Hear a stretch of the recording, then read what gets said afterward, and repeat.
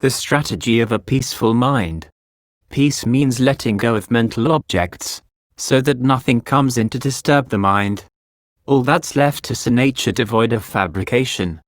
Even the nibbana we want to reach is nothing other than a peace not fabricated by conditions. As for the peace we develop through various techniques by which the mind gathers into concentration, or gathers into stillness, that's the peace of the mind gathering in. It stops fabricating. It stops holding on to the aggregates. We should view this sort of peace, in which we let go of the aggregates, as a strategy. When the mind isn't at peace, that's because it doesn't let go. It holds on to things as itself or belonging to itself. As a result, it suffers. It feels stress. The mind takes its stance in form, in feelings, in perceptions, in consciousness. It seizes hold of these things, but these things are inconstant. When they change, they lead to disappointment. The mind then thrashes around and piles on more stress and suffering. So we have to view peace as our strategy, the peace we try to give rise to, seeing it as a high level of happiness. As for any lack of peace, we should view that as suffering. The mind lacks peace because defilements disturb it. This happens because the mind isn't skillful, and the mind isn't skillful because of delusion. So we focus on peace and on the stress of disturbances as strategies. Peace we regard as the goal for which we're practicing. Stress we use as an object of contemplation, as a means for destroying delusion, intoxication, heedlessness, our hankering for things. The strategy by which we can bring the mind to peace requires that we see the stress and drawbacks inherent in the aggregates. As long as we keep hankering after the aggregates, as long as we're deluded by sights, sounds, smells, tastes, tactile sensations, and ideas found in the aggregates, the peace we want can't last, for these things are inconstant. This inconstancy is what leads to the stress and suffering we see all around us. We take our stance in forms that are inconstant. Or you could say that we seize hold of forms that are inconstant. We live in forms that are inconstant. We take a stance in feeling. We seize hold of feeling. Why do we seize hold of it? Because we have fabricated it into being, from having seized hold of feeling in the past. The cause from the past becomes the effect in the present. To let go of the feeling in the present, we have to examine things until we see the inconstancy, the stress in form, feeling, perception, fabrication, and consciousness. Then the mind won't be deluded. This is our path. This is the right view that fosters discernment. In this way, stress is the means for developing knowledge and vision. If there weren't any stress or suffering, what would we take as our focus? Actually, stress and suffering are already there. So why don't we see them for what they are? Because we haven't heard the Dhamma, or we have heard it, but we've listened in a nameless way, with no truth in our listening, our awareness, our actions. So we have to be certain, earnest, and true in our heart. After all, suffering is an earnest truth. If we just play at contemplation, simply letting things happen on their own, that's not meditation. It gives us no proof, doesn't develop the mind. If you're going to focus on anything, focus on it so that you comprehend it, so that you see its truth, so that you can grow disenchanted with stress and suffering, and can abandon the origination of stress and suffering in line with its truth.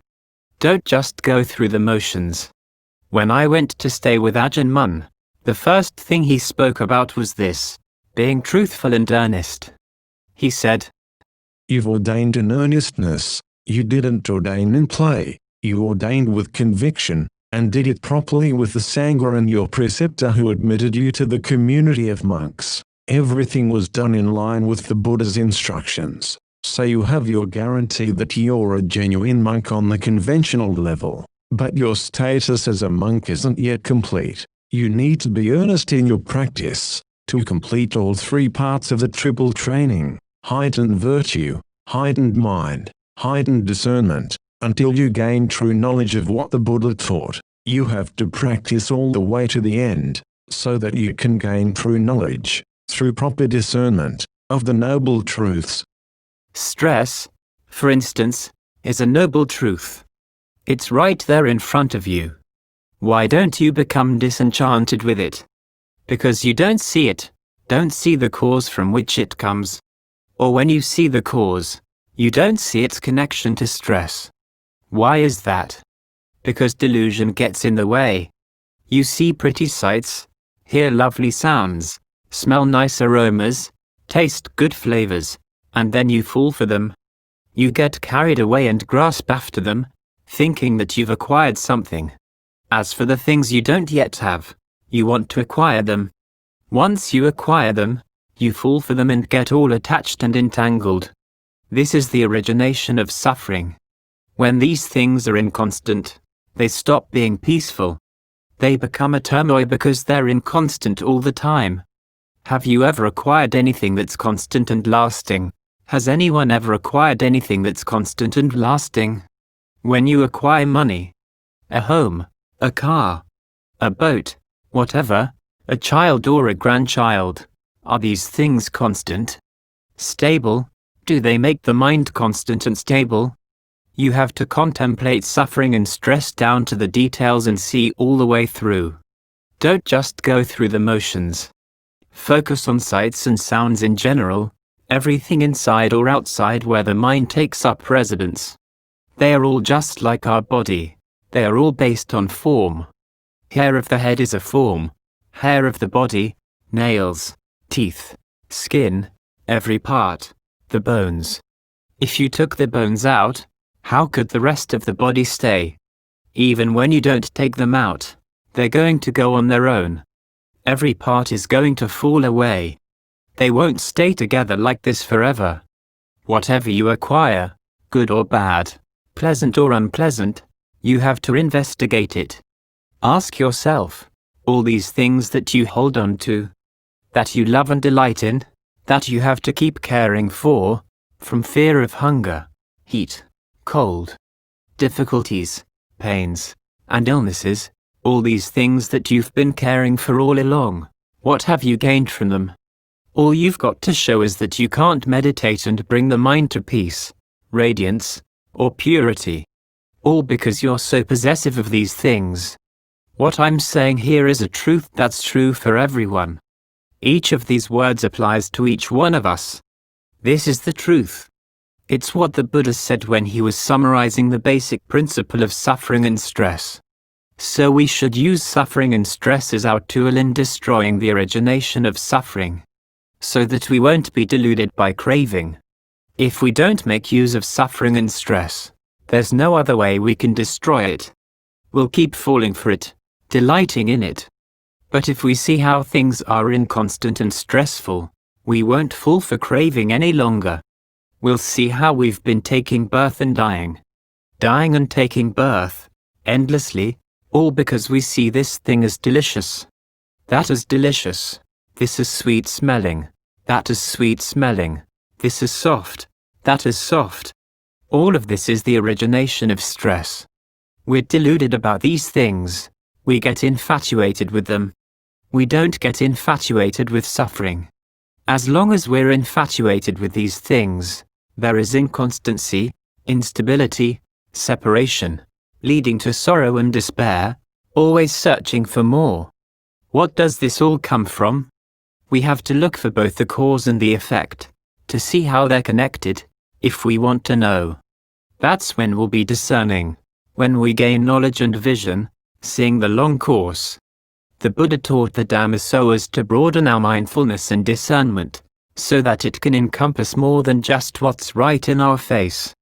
For instance, he has us contemplate that we're subject to aging, subject to illness, subject to death. Even though we're not yet old, he has us contemplate aging so as to prepare ourselves for the fact that this is the way things will have to go. We're not yet ill, we're not yet dead, but we have to contemplate these things every day. This is what it means to be heedful, prepared. Once we see this truth, We won't want to give rise to anything unskillful in the mind. We won't be greedy, angry, or deluded, for what do we gain from being greedy?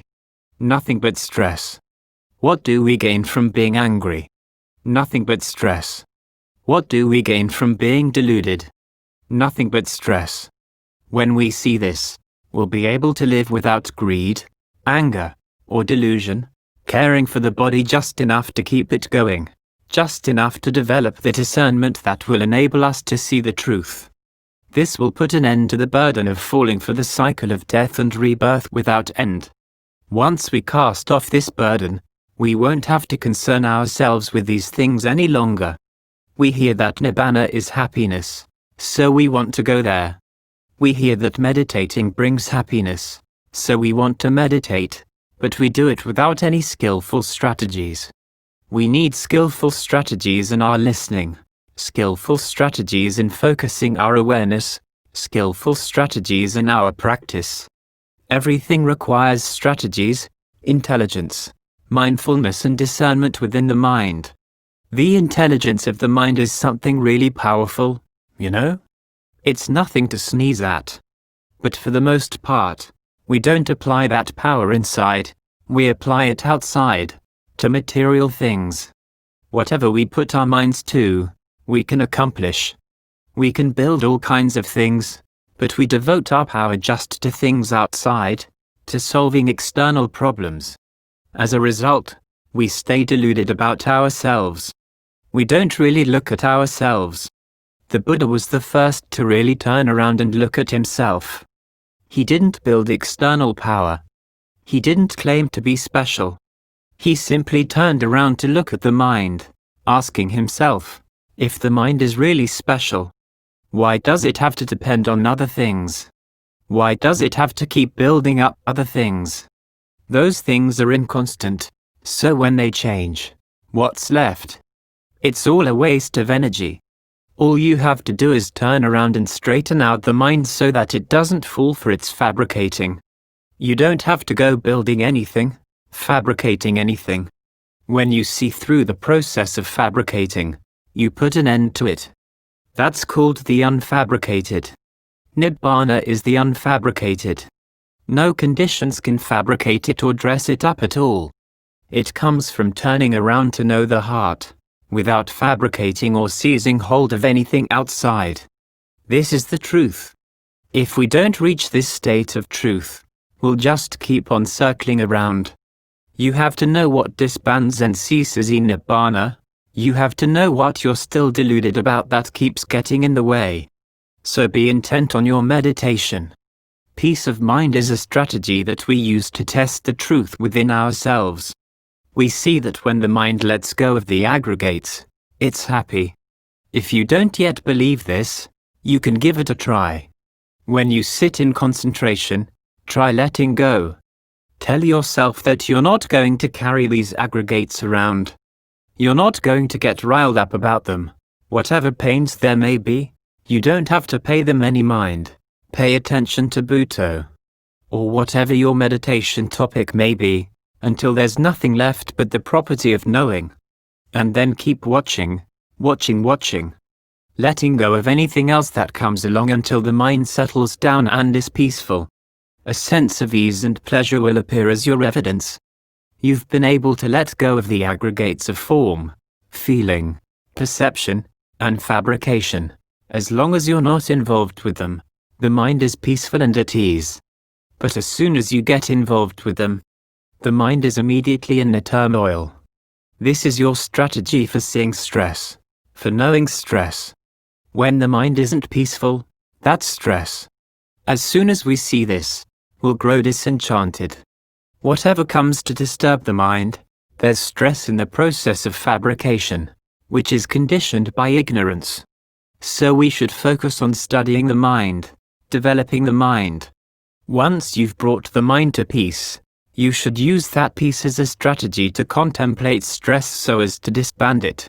See the connection between stress and lack of peace in the mind, along with their relationship to form, to the aggregates, to the origination of stress. See how the origination of stress is related to the I-seeing forms, the ear hearing sounds, the nose smelling aromas, the tongue tasting flavors. When craving arises, this is where it's going to arise. Right here at these things, but the only way to see this is through meditation. If you don't meditate, you won't know. The way to know is through the strategy of finding a peaceful place and making the mind peaceful. That's how you'll gain release from suffering and stress. Now that you understand this, focus on making the mind peaceful as a strategy for eliminating the stress and disturbance. Be circumspect in using your discernment. Keep on meditating until the end of the hour.